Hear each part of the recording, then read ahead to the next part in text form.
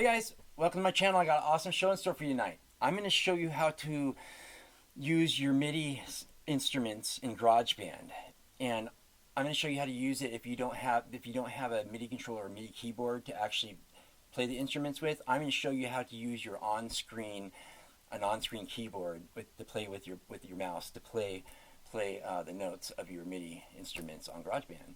So yeah, in like 3 easy steps. It's real easy. So stick around, hit the like, and let's get started. Ow! All right, guys, go ahead and click on your GarageBand icon, and oops, my bad. And it should open up not to this page. Well, if it does, you want it to open up to you want it to open up to new projects. And it should look like this screen right here. Bam! Alright, make sure it says new project over on the left, and we're not going to worry about the tempo, tap tempo, or key signature, or time signature right now. But what you want to worry about is the input device and the output device. Today, make sure that yours, if you're using, it doesn't matter if you're using audio interface, or go ahead and you can have it say that, or you can just put it in built-in microphone and built-in output if you haven't done this program before. And I have more programs or videos on how to get started on GarageBand if you don't know what all this stuff means. I'll tell you on another video. I'm showing you this if you already know how to use GarageBand a little bit. So go ahead and hit choose, and it should open this window. Okay, we're going to go to our MIDI software instruments, and we're going to go ahead and click on that. Right click on that, or left click on that. Alright, guys, so here's your MIDI instruments over here and your MIDI sounds, and you can left click on this and go down, and there's a zillion other sounds behind each one of these sounds. Vintage, there's all kinds of, a zillion different drums and synthesizers and soundscapes and stuff. It's pretty awesome. Or you can click on these to go left or right to go up and down the sounds, or you can just do what I do and type in the sound you want to. There's a drum set I really like called Bluebird. I use for a lot of metal and rock drum recordings, and pretty cool. Let's see, is that working? It should work. What the fuck is going on? Excuse my language. Bluebird. There it is. All right, cool. All right, there it is. So the cool thing is even if it's just drums, or actually I'm not showing you how to do drums right now. Go back. Go back to this right here. Go back to sounds, electric piano. Okay, here we go. Alright, guys, open this window right here. We're not going to worry about the first 3 windows right here because we're just going to be using the MIDI software instruments. So make sure that this left window is green, and click on it, and go ahead and left click on create. Alright, now first off, this is our MIDI sounds and instruments over here in this left square. Now it always starts, the default instrument is the classic electric piano, which I'm just going to go ahead and leave it on that to just give you an idea, just because I'm just showing you how to use them on your on-screen keyboard.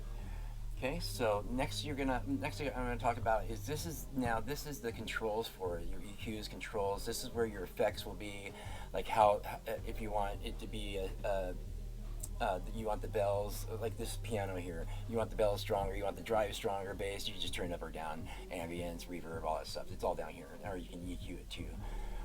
You got plugins, all that. We're not going to worry about that right now.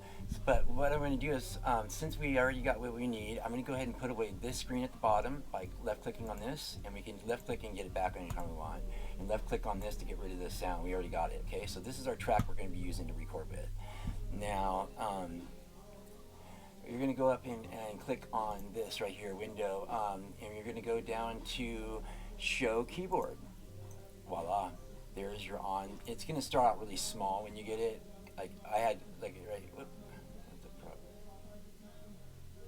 there it is. I'm having a hard time grabbing this.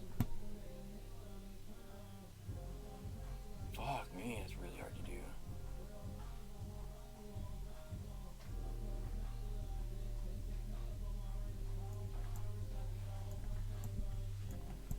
Oh, okay, cool. All right, sorry, my bad. All right, guys. So try that again. All right, guys. So it's gonna open up this screen now. So we got this screen. Wait. Go back.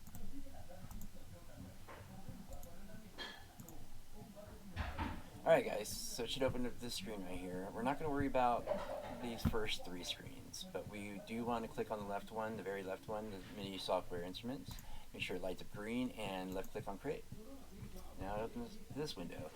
All right. So this is your MIDI instruments over here. This is the default instrument it opens up with, which I'm just going to keep it on that, just to save time. But yeah, you can scroll through any of these and find a gazillion different sounds. And this is your controls for it, the drive or reverb or all that stuff, or the EQs. And now we got the sound and we got the controls how we want it. I'm going to go ahead and get rid of those screens so we can just focus on the bigger, have more screen to work with by left clicking on this and left clicking on this. You can left click to get them back anytime. So, okay. Now, so we're going to go ahead and I'm going to show you now how to use your on-screen keyboard to play these sounds with. And you're going to left click on window up here, and you're going to go down and left click on show keyboard. There you go. There it is. It's going to probably be a smaller, it starts out smaller. I've made mine bigger. So you just go and grab the sides and pull it up and so you can have a bigger one. There it is. And there you go. And that's your octaves right here. These are. So I'm going to just record something, just give you an idea what I'm talking about.